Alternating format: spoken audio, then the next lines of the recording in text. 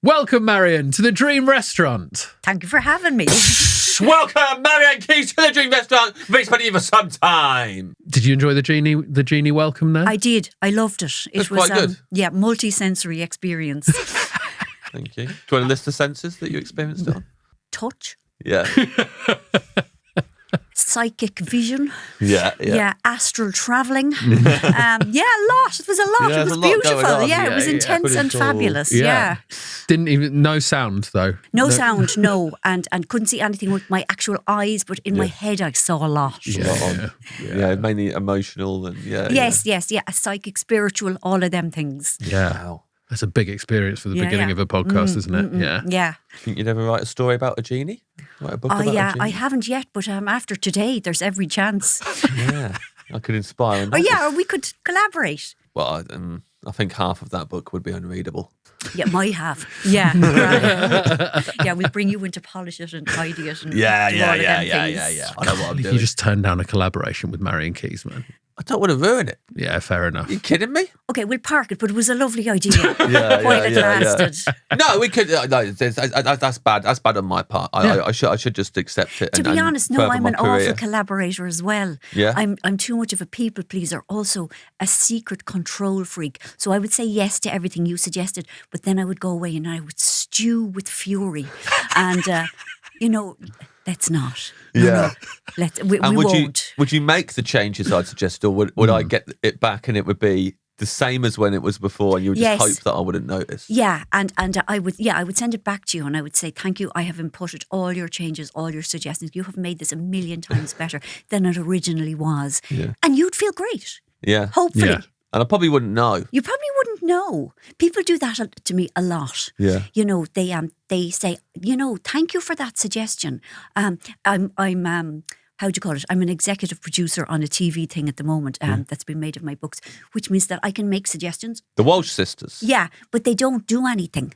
They go, thank you, Marian, that's great. That's really, really good. We're going to incorporate that. We'll bring that up at our next meeting. And then nothing changes. But I feel I get the warm glow of, the TV people value me.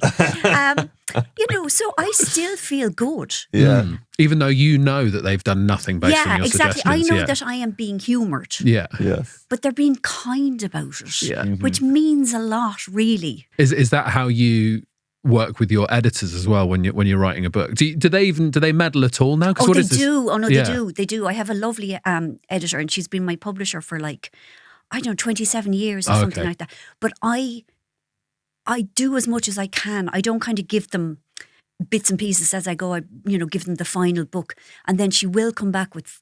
But she does that Snow thing of kind of like, oh my God, you have surpassed yourself with this one, and then there's about 3 days, and she goes, we're just going to tinker around and do a couple of things, me and Grace, who is her assistant.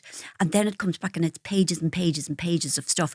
And then I am in a blind fury, and I stomp around the house, and I stamp up and down the stairs because they're wooden and they make a lot of good noise. And I say, if they're so feckin' fantastic at writing feckin' books, why don't they feckin' do it? And then I process it and I think, well, they want it to be as good as it can be. So then I kind of go, okay, I will do 2/3 of what they've suggested, but they will never get me to do the blah, blah, blah. Yeah. And that's fine, because they put in more stuff than they actually want, because they know I won't do it all. And it's like, we have a really lovely working relationship because we understand those unspoken bits. Yes. That they know that I won't do it all. And I know they've given me more things than they actually want. So it's good. But you'd never say that to each other?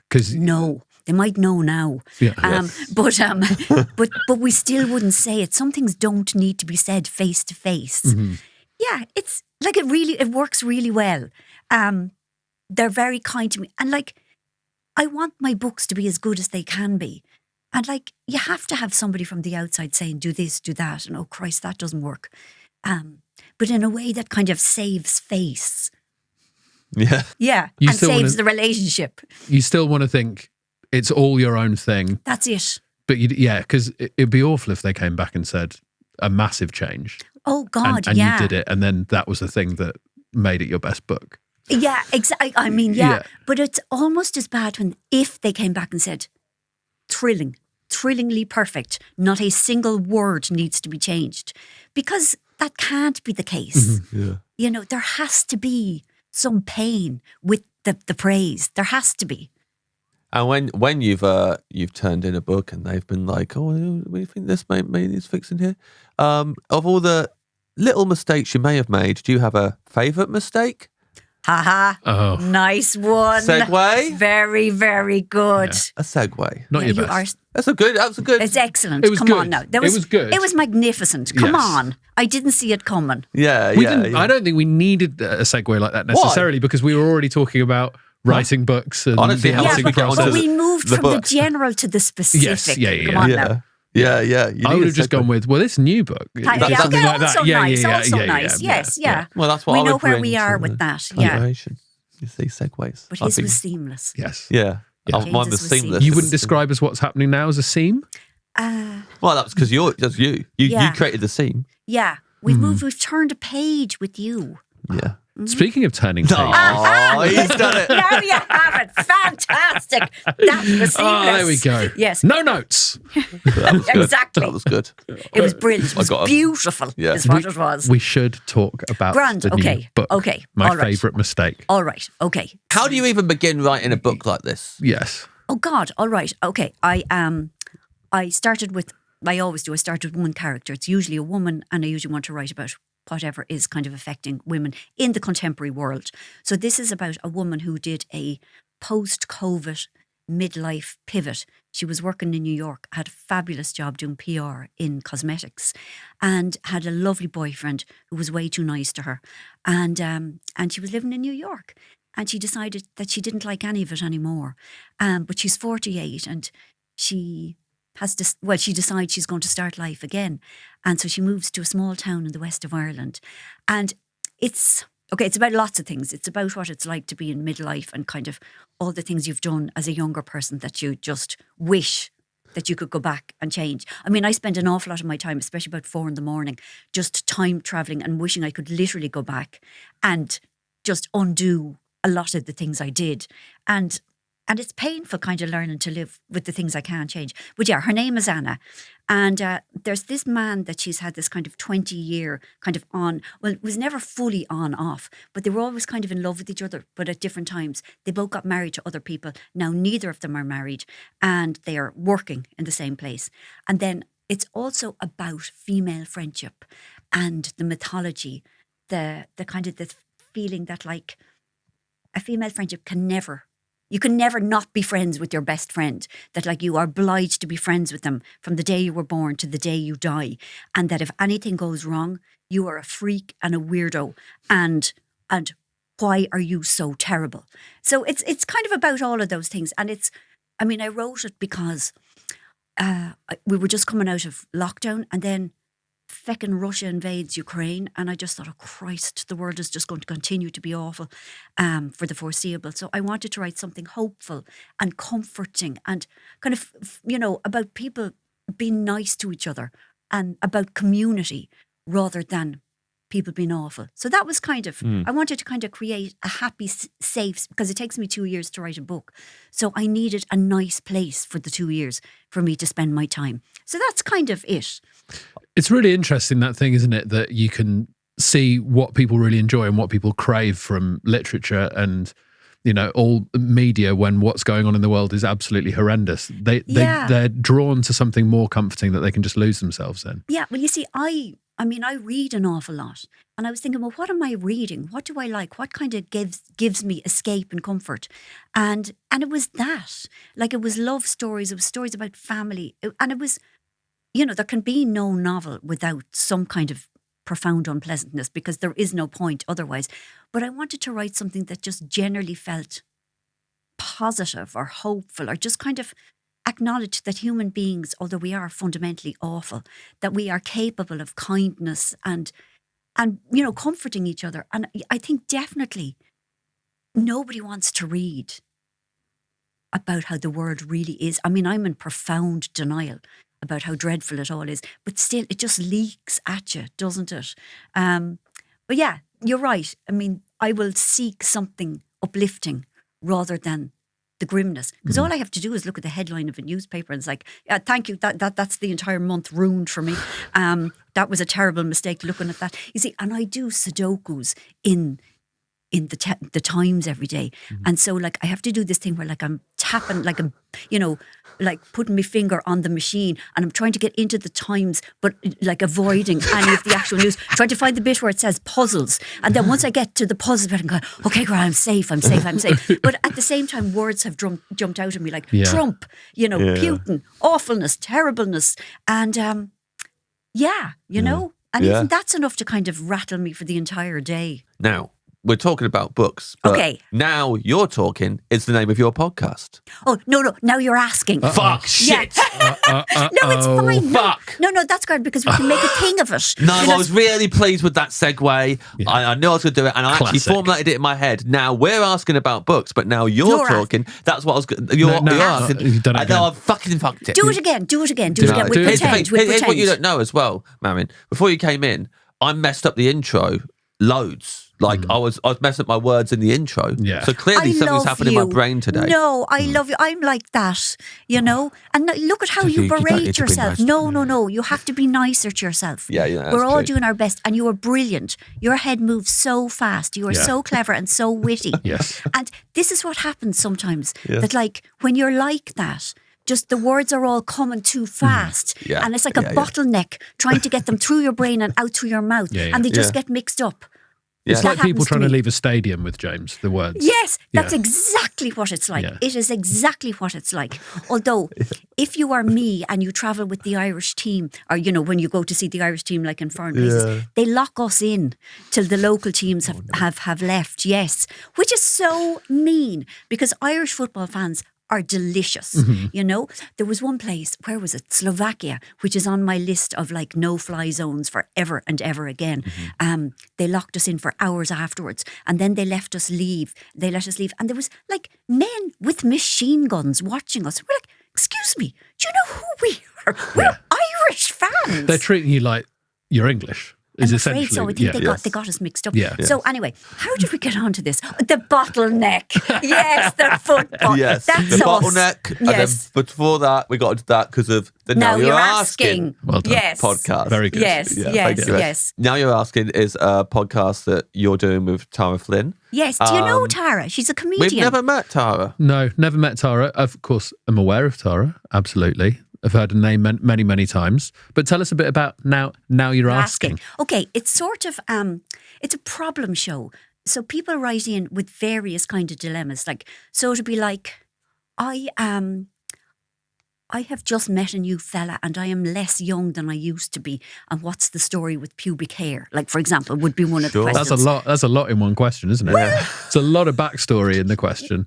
I know, I think it kind of gets straight to the heart of the issue. Yeah. But then others would be like, how many minutes should a tea bag be left in a cup before you have the perfect cup of tea? This kind of business. Now, and what's the story with pubic hair? Do they all end with... And also, P.S. Yeah, because that's what they really wanted to know, but they had to disguise it because they weren't as brave as the first person. Things like that. So, and like, it's a mix of kind of fun stuff and really dark stuff. I mean, this poor woman wrote to us, she had been groomed by, I don't know what they're called in the Church of England, would be a vicar or a reverend or I don't know. Anyway, when she was a child and a teenager, she was groomed by their local, whatever he was, vicar man. And as soon as she was 16, like, he waited until she was 16. And it's horrific. And she had never told anybody because her parents, her family were very into the church. And to be trusted with her story, it was a huge privilege. But so we're very, very careful and very aware of how vulnerable people are who write in. So it is a mix of the dark and the light. And Tara's very funny. She's also very, very kind. And we record it in my front room. So it's very intimate and chatty. And maybe you know the producer, he's Steve Doherty. And like, he put me and Tara together. And the whole thing, You know, sometimes something beautiful just lands in your lap. Like that's that. Mm-hmm. So we've done 4 series now, and we're hoping that we'll be asked to do a 5th one. Well, what would you, if you had a question, Ed, that needed answering, because we can do one now. If you had something that like a something that you need in your life. What is the story with pubic hair? Oh, Ed. Not even doing not even giving the context like the first person. No, I'm cutting to the heart of the issue. Come on, like 2 sentences before. I don't think I have anything to Ed's ask. actual thing with pubic hair is that he does trim his pubes, but he lets them grow out to a point where he just says he looks like a woolly mammoth before he cuts them again. And is there a way that Ed can motivate himself to keep on top of it more? That's a good question. Yes, that's a very good question. Don't ask me how I know all that. Yeah. I treat it like a sheep. Yeah, all right then. So it's kind of seasonal. It's seasonal, yeah. Yeah. Well, I mean, you can't be shaving the sheep the whole time. You know, I mean, there's nothing there. Exactly. Yeah. Yeah. You know, I would. And I dip would it in do a iodine. job. Yeah. I do a job lot. Yeah. Yeah. That's exactly what I do. Yeah. Yeah. But James is suggesting this is an issue. Well, you've expressed it as an issue in the past. Well, I don't know whether, it's difficult to know what's normal with that sort of thing, is it? Because people aren't as open as us 3. You could ask somebody, not me. Not you. No, yes. That's a great response to a question. Yes. Ask You somebody. should ask somebody. Not me. We're moving on. Yeah. Yeah. Yeah. We have lots of questions for you, Marian, of course. But they're all food-based questions. Oh, yeah, okay. It's rare we get to the pubes before the food. Yeah. So Okay. hopefully when we ask you, would you like still a sparkling water? You don't say you should ask someone that. Not me. Yeah. Not me. Also, we're now in the dream restaurant, and the last question you want to hear in the dream restaurant is what's the story with this pubic hair? Yeah. That is never true. Yeah. Yes. Yeah. I don't want any pubic hair with my still or sparkling water, if that's okay. Of course, that's fine. I mean, I know If it's that's an your dream, added extra. Yeah. But yeah, thank you. Thank you. Just let's keep it simple. Someone came to my house the other day, a much older person, and they left a pube on the toilet seat, okay. and it was the biggest pube I'd ever seen. Lord God. I thought, do your pubes get bigger when you get older? Do you mean Ask thick? somebody, not me. Really, really long, He's long. but undeniably a pube. Yeah. Are you sure? Yeah, 100%. Much older person. Much older person. How old? Like 70s. Yeah. Longest pubes I've ever seen.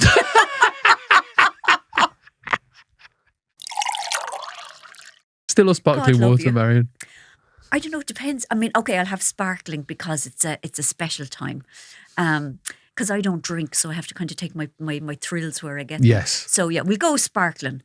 I know I heard Emily Campbell saying that you're a psychopath if you pick sparkling water.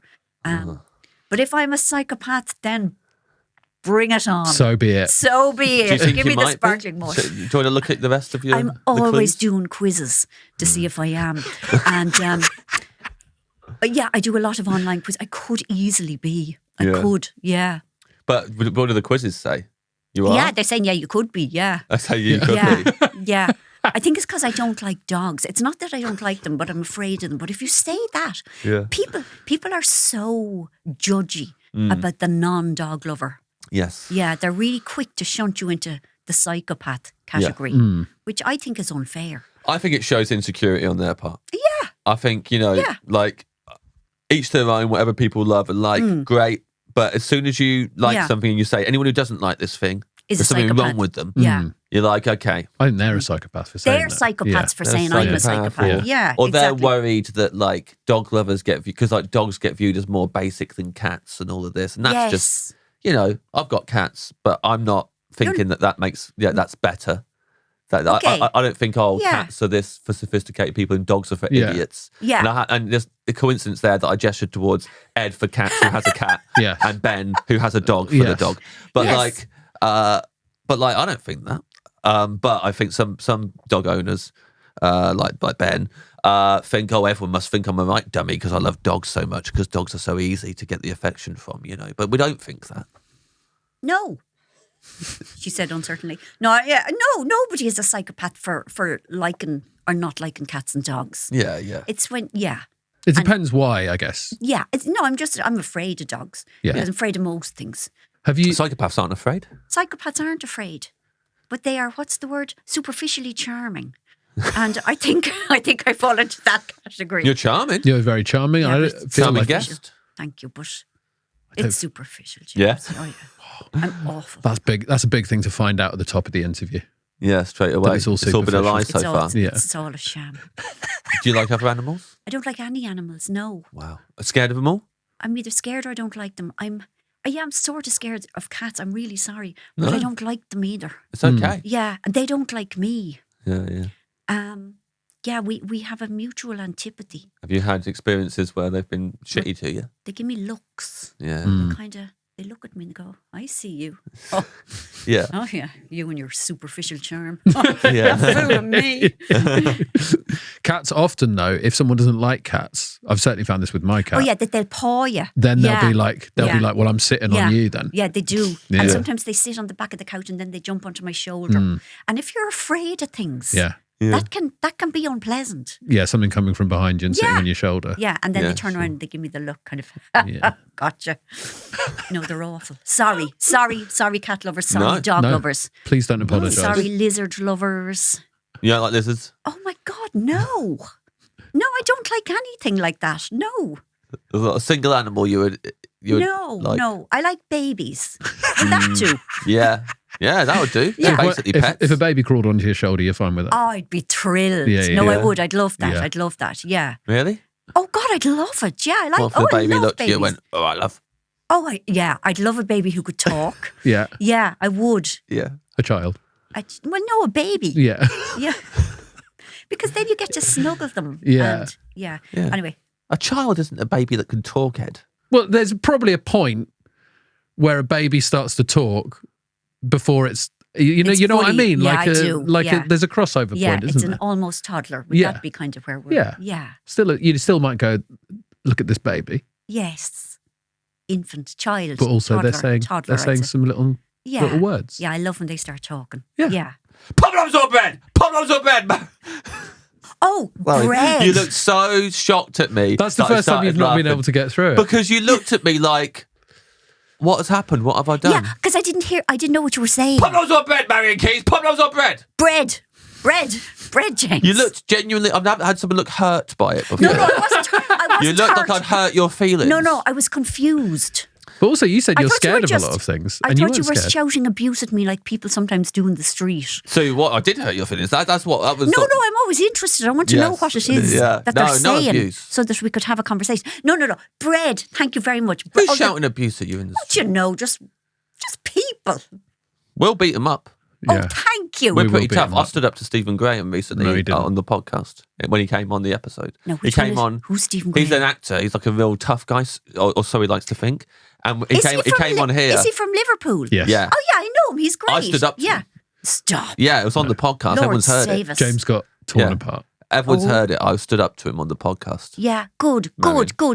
Good. Yeah, thank You know the phrase, he tore him a new one? You know Yes. that phrase? He Well, didn't. it was my pleasure. Stephen tore James Oh, so many new no. ones. He was covered in bum holes. No. I wasn't covered in No. bumholes. What? It was the other way around. Yeah, it's the other way Okay. around. He was like a colander. You would like some bread? Bread. I'd like lots of bread. Thank you. Lovely. Any What particular, kind- any particular type of Okay. bread? If I only have to pick one, there's a hotel in Ireland called Hotel Europe. It's in Kerry, and they have a treacle and Guinness bread, and I swear to God. Yeah. I mean, I would just eat that for my entire dinner, but I realise I have to say other things as well. I really like bread. I really Yeah. like bread, and I really like butter. Bread and butter together. Like, you see, I have a funny relationship with food in that, like, I don't enjoy being hungry. And I like to move from the state of hungry to not hungry as quickly and efficiently as possible. But I am the absolute opposite of a foodie. Like, my idea of abject misery is, oh Christ, being like trapped in a restaurant, having signed up to a 9-course tasting menu. It's like being taken hostage. Like, it is like, and I just want the people outside to pay whatever the ransom is so that I can be allowed to go free. Because when the bread comes, I eat so much of it that I've lost all interest in whatever comes afterwards. Yeah. All right, so we'll stick with one bread for this because I have to say other things as well afterwards. Isn't that correct? Yes. Do you want us? So when we serve you the bread, do you want us to try and sort of keep an eye on how much you're having? Limit it. Yeah. Only maybe bring one piece. Okay. Yeah. And where's this place again? It's in Killarney in County Kerry. It's called the Hotel Europe. I go every Easter with my brothers and sisters and their babbies and my mother, and they have an Easter bunny hunt on a Sunday, and it's lovely. It's my happy time. How do you feel about the Easter bunny though? I mean, it's funny because the younger nieces and nephews cry their eyes out whenever it comes near. But it usually has a basket of cream eggs and Kinder eggs. So I like it for that. I think I will make eye contact with it while also trying to steal some of the things from the basket. Anything where there's an opportunity for chocolate or sugar, I embrace. Yeah. So the Easter bunny is grand because although it is an animal, there are nice things associated with its arrival. So if the Easter bunny, just you turn around on your shoulder? I wouldn't be delighted, but then I would look down to see if the basket was there. And if the basket was there, then I would feel calm. Yeah. Calm. Yes. But it scares the kiddies. Really does. It's so weird. They're terrified. Yeah. Like they cry. Like I've loads of photographs of them, like with the Easter bunny with his arms around them, and they're crying their eyes out.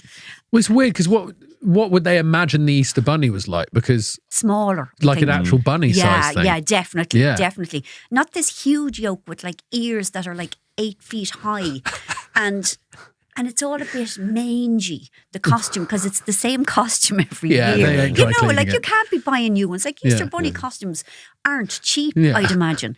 And also there's something weird going on with the eyes. I don't think the eyes on the bunny is where the eyes are on the person. I think the person is looking out through the mouth. Yeah, it's horrible. It's all a bit odd really when you think about it. Yeah, but then they get the chocolate as well, so then they stop crying. Yeah, but it's not nice in the meantime. No, it's not. Yeah.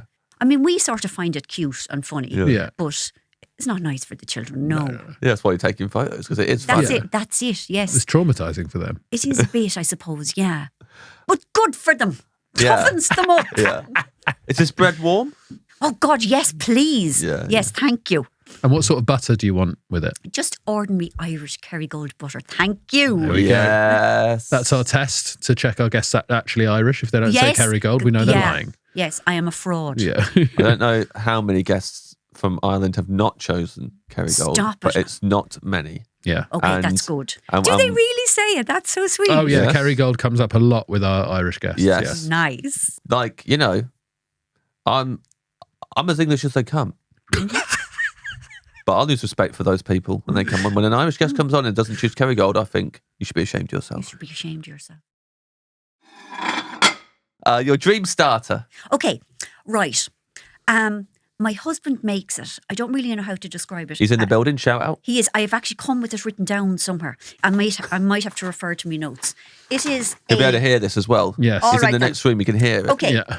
It is called a tomato and ricotta salad with coriander seed and lemon oil. But that sounds really kind of dull. These are lovely tomatoes. They're heritage tomatoes. Great. Like they're funny round colours, purple, yellow, and they taste of things. You know the way like most tomatoes taste of cotton wool? These actually have a flavour. And it says ricotta cheese here, but it's not. He uses, Manchego. Oh, nice. Yeah, which is a hard Spanish cheese. And then he does sourdough croutons soaked in olive oil. And they, honest to God, and he does some funny sort of tomato-y reduction business. And it's so delicious. What's the, is there lettuce in it and stuff? No, so it's just the tomatoes things. and the croutons. Oh, and great. then the other things thrown over. There's basil and maybe spring onions sometimes. But he's one of these people who does things with whatever's in the fridge, you know? Great. You need someone like that in the house. Yeah. Because it's not me. It's really not. That's brilliant. It's like a fancy elevated caprese salad. It is. I love it. It is. Yes. I love the coriander seed in there. Sounds incredible. Yeah, because he toasts them. Oh, He's one of these people that does all those things where it makes me really anxious. If I have to do more than 2 things at once, I just kind of short circuit and I can't do anything. And I have to sit and cry while the people who are expected come over and there's nothing for them to eat. I'm just not that person. also, I love a salad where every ingredient, I'm like, I'd look forward to eating that bit. Yes. Because so many salads Yeah. sometimes, if there's cheese in other salads, I'm like, let's be honest, I'm picking through and finding the cheese. Yeah, exactly. Yeah. You're exactly right. It is one of those kind of, it's like a jewel box and everything is delicious and fresh and tastes of things. That sounds so good. And good tomatoes are very hard to find. They are. They are hard to find. As is a fella, how did you meet? You're gorgeous. Yeah. Okay, You're on fire now, loved mate. Loved it. was good. Another seamless segue. There's a queue in the stadium now for people to get out. It's gone very ordered, hasn't it? It's really, people are One so foot at a time, upbeat. lads. Yeah. That's it. And everyone is just so happy to do it as you say. Yeah. Okay, my flatmate worked with him. This is 4,000 years ago. This is a very long time ago. I'm with him for 30 years. And he is lovely. He's really, really nice to me, which is rarer than you might think. And we have great fun. And when I met him, he had a fabulous job and I had a crappy one. And then my books got published and he gave up his fabulous job and he is my assistant. Also my chef, my personal chef. Yeah, great. Yes. You can have those salads whenever you want. Whenever I want. Exactly. You go. Yes. I ring down in the morning and I say my order for the day. Yeah. And then he goes to the shops. He doesn't. And buys the things. No, it's not like that. I used to think I had my dream job, but now I've realised my dream job is my wife becoming a worldwide smash novelist and me becoming her personal chef. Yeah. That's it. You'd like that? That's what I want to do now. Do you have any advice for Ed's wife, how to become a renowned novelist? Well, if she could write some books, that That would probably be a good start. That would be a good start, Yeah. wouldn't it? Yeah. Ask somebody, Yeah. not me. No, I mean, yeah, like anyone who wants to write, there are no kind of, you don't need anyone's permission. I think I just want to cook more. I think that's what. Oh, really? Yeah, Okay, I think well, that's what it that's is. lovely. Yeah. I'll just cook for her more.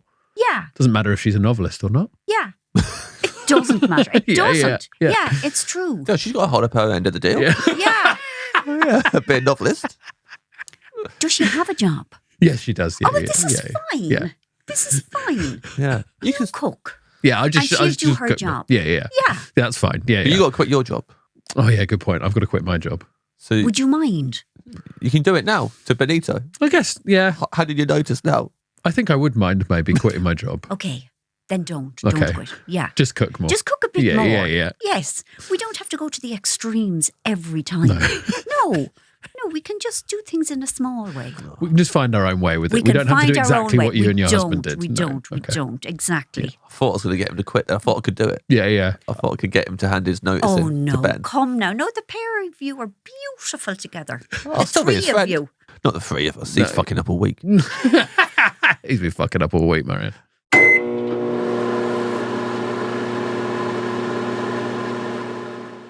Your dream main course.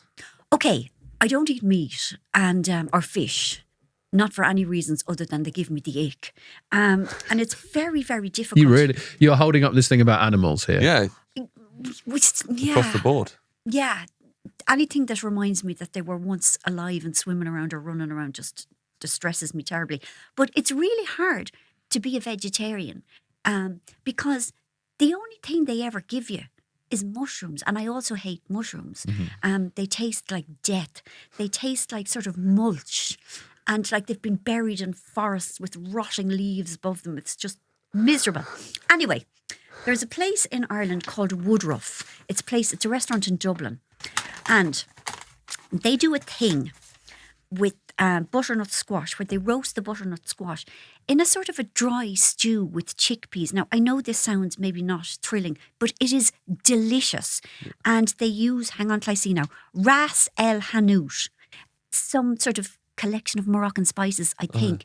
And it is on it, they roast the squash so that it is almost sweet and it's all gone sort of, caramelized and It's honest to God, and it is so soft and fabulous, and just, it's a pleasure to eat instead of kind of the misery of vegetarian food, which is usually such a kind of an afterthought. And this place, this Woodruff place, they also do meaty things like, I mean, you see, my husband will eat anything, and kind of the more awful, the better. Like we were in Estonia and he ate bear.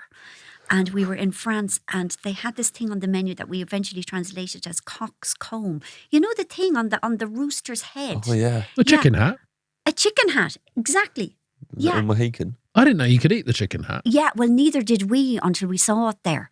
And so he ordered it and it caused like a sensation in the restaurant. Like all the French people came out to talk to him. And, you know, first of all, the maitre d' had to come out and persuade him not to have it. Mm-hmm. And then the manager of the whole hotel came out and tried to talk him down. And then when it finally came and he was eating it, like everyone, like the kitchen porters, like people came in from the streets to watch le roast beef eating the disgusting French chicken hat.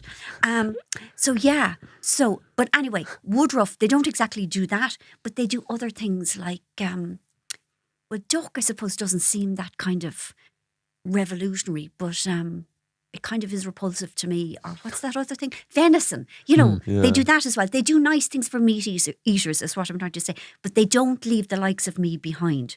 So, what will we call it? Squash with chickpea soup. It's stew. Yeah. With ras al hanout. Roasted, because the whole thing is roasted. I haven't roasted a butternut squash in a while. That was I used to be doing that pretty regularly and having a good old time. They're a bugger to chop up though. And to peel. Like initially. Yeah. They are. That first cut into a butternut squash is... Yeah, it's really difficult. Yeah. Which is why you should go to Woodruff. I am not in the pay of these people at all. They're nice. It's a nice small restaurant where they do like lovely, lovely food, and they're nice to you, and they play lovely music. What kind of music are we talking? Well, the Jam and that sort of thing. They play the Jam. Yeah, they play the Jam and kind of 80s, good 80s music, you know? Is that important to you in a restaurant setting, the music? Well, yeah. I mean, it's awful to have sort of music on. But it is really nice. The Cure is another one they play. You know, you're sitting there, oh my God, I remember this. And yeah, it kind of adds to the whole, it uplifts me. You know, I remember what it was like being 20 and I do. Do you ever listen to music when you're writing? I'm sure you've been asked this a lot. Yeah, I don't. I don't. Does it ever inspire you? Sometimes. It depends on what I'm writing. Not really, to be honest with you. It's just that I don't really notice it. I just kind of go into my own head. Like I don't need silence or anything like that.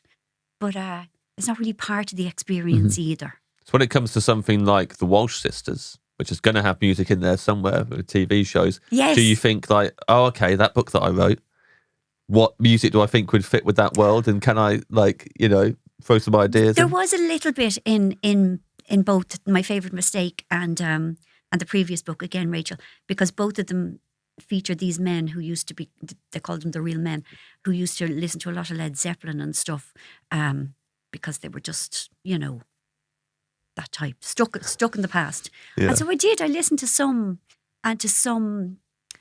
who do you call them? The Doobie Brothers, yeah. It did kind of conjure up like what they looked like. But I would really like to talk about the music for the TV show if you would be interested. Yes. Do you know CMAT? Yes. We had her on the podcast. She's been on this podcast. Sat in that seat. God! And did she choose Kerrygold? Of course she did. She may well have done. That woman is a goddess. Yeah. Okay. She wrote a song and one of the lines in it was the Marian Keyes of it all.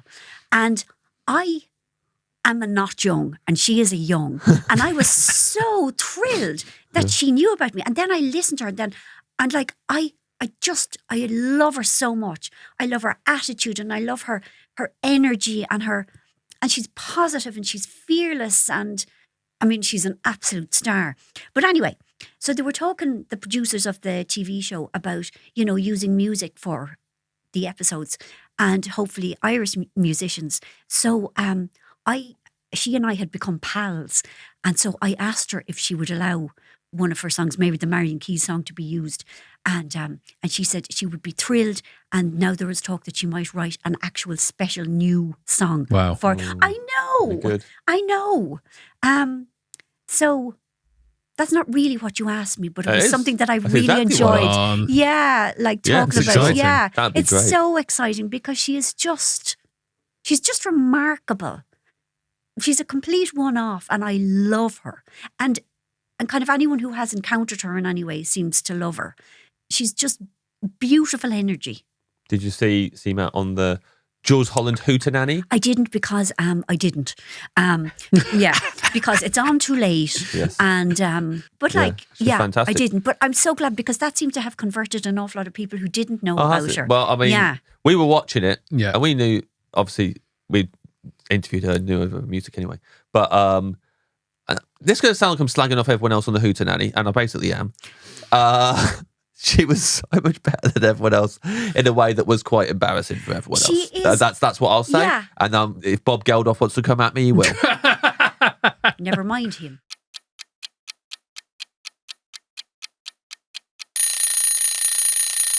Your dream side dish, Marian. Oh, okay, right. How do we Hasselback potatoes? Yes. I nearly jumped in and said Hoff, and then I Yeah, thought, you see, that's leave what it I alone. nearly said. No, You I said nearly said it. Hasselhoff potatoes. Hasselhoff. Yeah, thank God I didn't. Yeah, Hasselback potatoes. Now, do you know what they are? I think you do. Great. Please, Yes. for the For listener that, there. yeah, okay. Right, they are a potato, and they have loads and loads and loads of tiny, thin slices cut into them, but the bottom of the potato is still intact. So it's kind of like a little fan, a little accordion. And into the little pleats, you put like tons of butter, Kerrygold, of course. Yes. And you can do other things. You can do beetroot like that as well. But why would you when you could do a potato? That I would love that so much. Heavily seasoned. With salt. Yeah. Tons of salt, thank you. Yeah. There's no need for the pepper, thanks. Okay. Not We'll a bench that. fan of the pepper? I don't mind it, but I think potatoes, leave them alone. Salt and butter is all you need. You know, why ruin something that's already magnificent? Perfect. Yeah. What sort of size potato are you Oh, very big one. Hasselbacking? Very big. Massive one. Massive. Yeah. Massive. But a foot long, if at all possible. Oh, yeah. And very, very, very slender slices. Yeah, if the Hasselback potato comes along, I want to see the seasoning on it. I want there to be the more slices, the better. Yes. And I want there to be crispy Those little bits of seasoning all over those it. crystals of salt, not the kind of the minuscule, mingy table salt. Yeah. You want some of that Himalayan pink salt. Yeah. Yeah. You know, Great big handfuls of it. Yeah. that's it, with the colour. So you're having Kerrygold butter in every little slit? Every single one, thank so you can get a pack of butter in there, really. Easily. Yeah. Oh, easy. That would be the dream. Yeah. Well, this is the dream. Is there a place where you've had the best Hasselback potatoes? I know this is going to sound, and I'm really sorry, Ed, my husband is fantastic at this Gonna sort have to of do thing. make one tonight. This guy. You keep up with this guy. This guy's leaving me in the goddamn dust. No, it's inspiration. Yeah. Come on, Yeah. tell us about some of the things you've made, please. Come on. Yeah, come on, I Ed. don't know, chicken. I don't know, chicken. Say it again. Make some- Chicken. Chicken. What way? Roast. Roast I do chicken. a roast chicken. You cannot beat a lovely roast chicken, so I'm told. Lamb. Lamb. Lamb. So lamb can be lovely, so I'm told. Slow cooked lamb. Yeah, it's like. What about some of your veggie stuff that Yeah. Marian would like? Now you're asking. Yeah. We talked with Mira Soda about it. Loads from Mira Soda's book. You did East. the tomato curry. Tomato curry. Yeah. Yeah. Tomato curry. Yeah. Tell me. It's tomato curry. How do you do it? Come on now, don't It's be shy. now. It's quite a complicated recipe because you have to have course. 2 pans going at the same time Yes. and then mix them. Oh, there you go. But yeah, Yes. it's delicious. Not It's everyone can delicious. do that. Yeah, Of course, not Dan noodles. Yeah. Yeah. With a lot of tahini and black You're vinegar really and good soy. at this, aren't you? A lot Yeah. of tahini. Yeah. Oh God, Thank tahini you, is the Marian. most wonderful thing. Yeah. But to have 2 pans going at the same time, I mean, that's That's good. elite stuff. Yeah. Oh yeah. Could your husband do that? I don't think he can. You know, No, I no, don't no. think he can. He's a I bet one he pan. could. He's a one You're pan one husband. pan man. Yeah. See, and you're a 2-pan man. Yes. You see, Yeah. you're fabulous. Thank you. Thank you, Marian. If I was, I would trust a 1-pan man more than a 2-pan man. What are you talking about? I'd think, one's not enough for this guy. No, I love the show of dexterity with the Thank you. 2-pan I think man. he a two-pan man might get bored in a monogamous relationship. I'm a 2-man man, 1-man band. Do you want David Hasselhoff there? Oh God, I'd really rather not. Do you mind? I was in a room with him once. Yeah. He was singing a song that was very odd. Is that the one about his car? Do you remember that one? It was Did he do that on the Berlin Wall? Did he do it on the Berlin Wall? Well, he played in Berlin the day the wall came down, right? Because he's massive in Germany. He's massive in Germany, yeah. I shouldn't be mean about the chap. No. It's fine. I wish him well. Yes. But no, I'm He doesn't grand. have to be there. No, just the potatoes themselves are fine. Yeah. Yes. What was it? So he was singing one of his own songs in a room with you? Yeah. Where was this room? Oh, it was The a green room? Was it a gig? Did you go to a David Hasselhoff gig? Not. I thought we were friends. No, I was in a TV studio and we were on a show in Ireland. And then the show stopped running. The camera stopped. It was the end, And the next thing he grabs a microphone and has some words with the band and he's up singing. Oh, no. And again, it was a hostage situation. It felt like, that we were all trapped and we all had to kind of look delighted. And I just wanted to go home because I was tired. But I had to look delighted and wait for the song to end. It was nothing against him in particular. Yeah. It's just that I didn't grab the mic and have a word with the band and start singing. Yes. You have to make it okay with people if you're going to do that, I think. And sense the vibe in the room. Read the room. Yeah. The room was tired Yeah. and wanted to go home. Did he think the audience was tired? Oh no, we thought the audience were delighted. Maybe the audience were delighted. The thing is, I think with that stuff, I think I would never do that because I would think of it as like you've already done your interview, James. Yeah. You don't need him to pay even more attention to you. Just get over it. Also, it's self-awareness, isn't it? It's like he should be thinking, I'm David Hasselhoff. I'm not Bruce Springsteen. Mm-hmm. Maybe. Yeah. Yeah. He should. Do people want to hear this now? Yeah.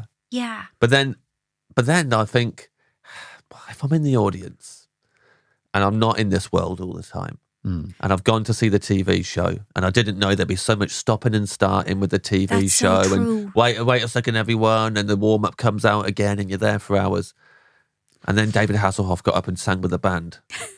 I might be pretty. You might be delighted with it. Yeah. Yeah, they probably were, and I'm just a curmudgeon. No, I'd feel the same as you. I'd be like, oh fuck this guy. I'd be worse than you, but like. I think it's a really good point, though. Yeah, that the audience probably were delighted. But then I'd think, if he thinks the audience will be delighted about this, even more egotistical. Yeah. Yeah, but some people do. I mean, it takes all sorts. See, and the thing is, Bruce probably wouldn't. No. Because Bruce is sound. Bruce knows who Bruce is. I love Bruce. Bruce says his favourite place to gig in the world is Ireland. Bruce says? Yeah. Stop it. Favourite place in the world to do shows. Did you know that? I didn't, but I'm very, very pleased. The boss. What would you do if you met David Hasselhoff and he turned around and he had loads of slits down his back and they were stuffed with butter? And covered in big salt crystals. Yeah. No, I'd leave him to it. Say, you do you, David. Good on you. Yeah. Imagine that as like scene in Baywatch when he's like running down the beach and then they show it from the back. Yeah. And they go, what the fuck? Yeah, and then he runs into the sea and it's the most painful thing in the world. Yeah. Ah! Yeah, because he's all Hasselback to Hasselhoff. Yeah. Yes. It could happen. Could happen. Your dream drink. Right. As I said, I don't drink. And this makes me sound so joyless. But I'm really happy with water. You see, when you don't drink and you say to the man, sorry, I'm fine, I don't drink. And then there's a kind of a weird moment. And they're like, what's wrong with her? And no, like always, And then I have to say, it's all right, I'm a recovering alcoholic. And then you said it.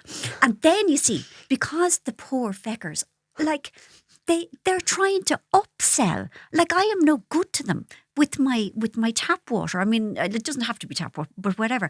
And so they, we can do some lovely mocktails for you. And I don't want a mocktail because I'm happy with my water. Mm-hmm. But I usually let them do it because I don't want them to be down a tenner, or whatever. So they usually make me something with ginger or what's that other thing? Rosemary. I'll say words, or they might say words to me. And I don't really listen because this is a done deal, whatever is going to happen. You know, they're going to make me a mocktail and I'm going to drink it, or some of it anyway. So they would bring me a mocktail with things hanging out of it, like a sprig of rosemary, or maybe like some sort of branch, part of an ash tree, and fruit, maybe a melon, maybe, or things that, and a whole melon. Yeah. A whole melon. And a straw, because I ask for a straw, because you might as well, like if you're doing it, do it properly.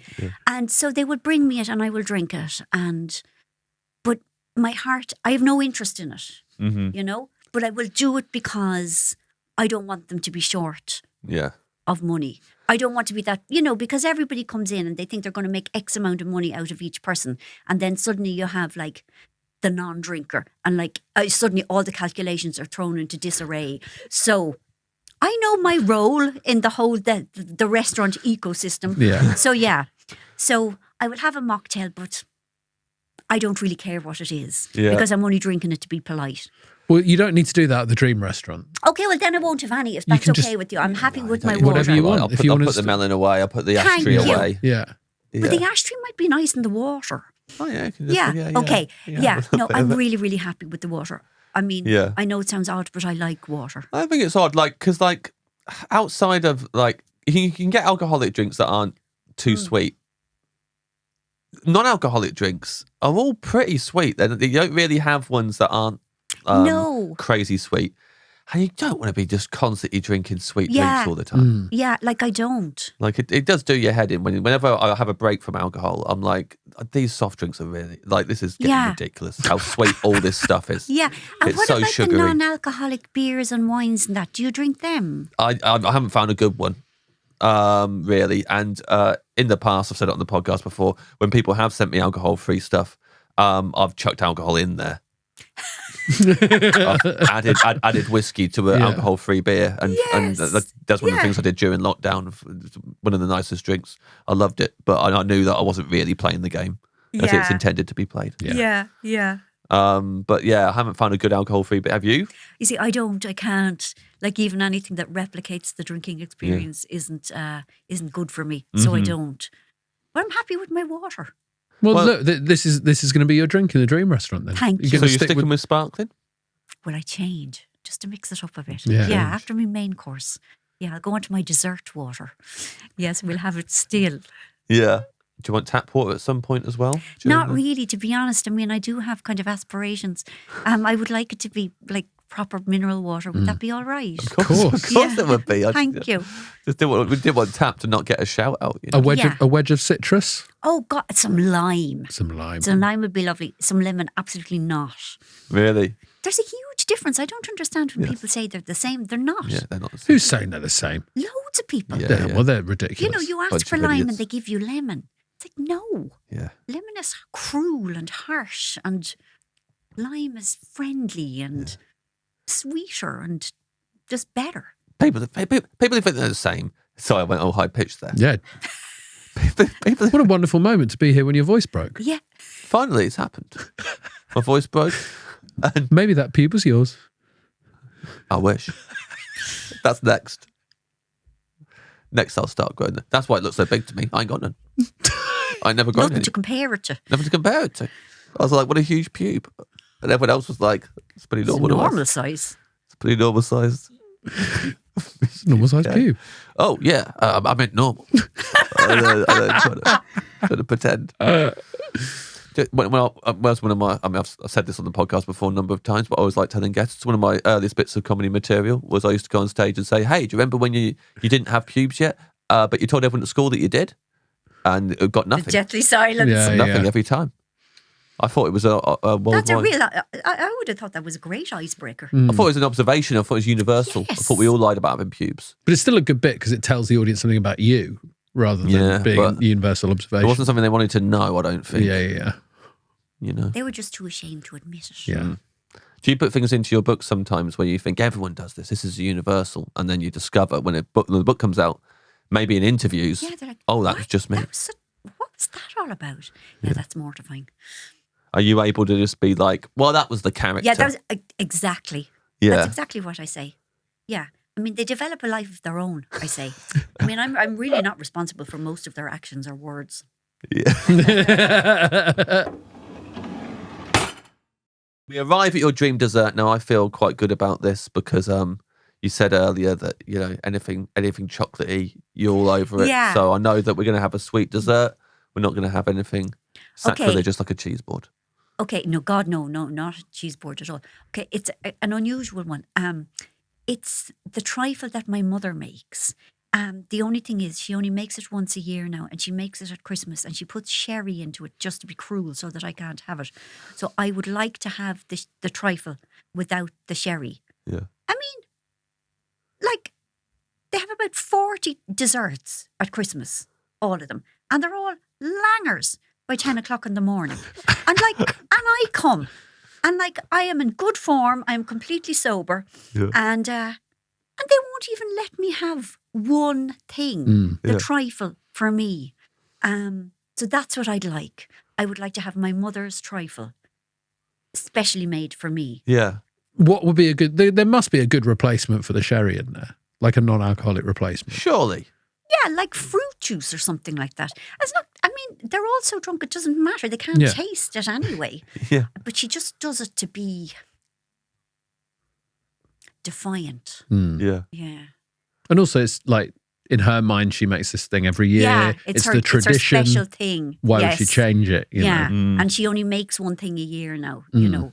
But yeah, that's what I'd like. I'd love it because I miss it because it's like really delicious and really comforting. Like, you know, I love custard, you know, and I love cream and jelly, and like all the things, the cake, everything. I would really, really like it.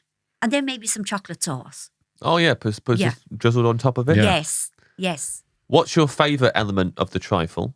The custard. Oh, yeah, sorry. Oh, yeah. No, go on. I'll ask the next question afterwards because I want to hear about the custard first. I mean, I love. It's the ultimate comfort food. Yeah, set custard, runny custard, hot custard, cold custard, any custard. Yeah, it's just really, really nice. And if you could be any element of the trifle, which element would you be? Maybe it's the one that you relate to the most. Maybe it's the one you aspirationally would like to be.